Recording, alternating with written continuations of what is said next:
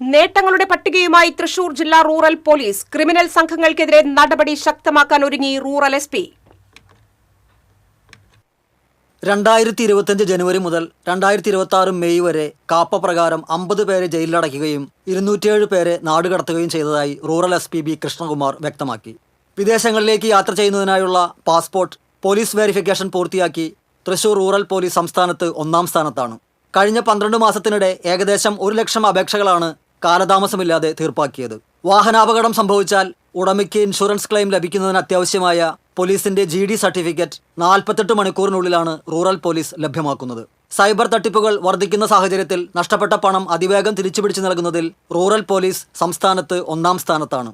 2026 May വരെ വിവിധ കേസുകളിലായി 3.34 കോടി രൂപ പരാതിക്കാർക്ക് തിരികെ നൽകാൻ സാധിച്ചതായി റൂറൽ SP പറഞ്ഞു. നാട്ടിൽ കുറ്റകൃത്യങ്ങൾ നടത്തി വിദേശത്തേക്ക് കടന്ന് രക്ഷപ്പെടുക എന്ന രീതിക്ക് അന്ത്യം കുറിച്ച് ഓപ്പറേഷൻ സുദർശന വഴി വിവിധ രാജ്യങ്ങളിൽ നിന്നായി 80 പ്രതികളെ നാട്ടിലെത്തിച്ച് അറസ്റ്റ് ചെയ്തു.